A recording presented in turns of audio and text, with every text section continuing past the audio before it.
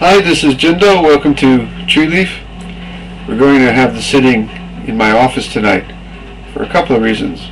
But the most important one is that the cat with the broken leg is asleep in my lap. And I don't want to move. He's pretty comfortable. So we'll just sit here today. But our subject today is the compass of Zazen. One of the frequent visitors to our forum wrote a lovely post that strikes me as something very much like I often say, let's sit with that. If there's a dilemma, if there's a choice to be made, there's a question, we sit with it. In Zazen, we don't think about things, but somehow we let them settle. We let the quiet and the stillness provide natural answers. And that's what I think this is about. She wrote, Zazen is compassionate, but she spelt it like compass. Take what is tumultuous, sit it down in Zazen, like a true compass. Zazen points, and in that pointing, all directions thereby are known. I don't think Zazen always provides the specific answer, but sometimes it makes things clearer and does provide an answer by letting the sound of our own heart speak to us. Should you make that big move, switch jobs, switch partners, marry that person, divorce that person? Should you make that big choice in life that could change everything? I don't know that Zazen will necessarily tell us the one right specific thing to do, but in the quiet, the settling, the dropping of selfishness, the opening to embracing life as it is, the abandoning of anger, the opening of compassionate heart,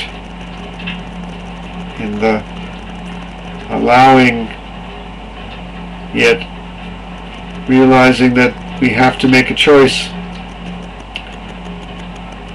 I think the precepts naturally arise in us. We suddenly find ourselves avoiding the way of harmful behavior and acting in more gentle ways. We find ourselves resisting life less and instead merging with life, allowing life. What that means is that Zazen is a compass that may not point to exactly the right answer, but it sure will point in the right direction. She will say that this kind of behavior is probably healthful, beneficial, good, and this other choice perhaps is not. We learn to recognize those choices in life that are driven by greed and anger and selfishness, and those other choices which somehow ring true and right. I think she's right. It's a true compass. Zazen points in the right direction,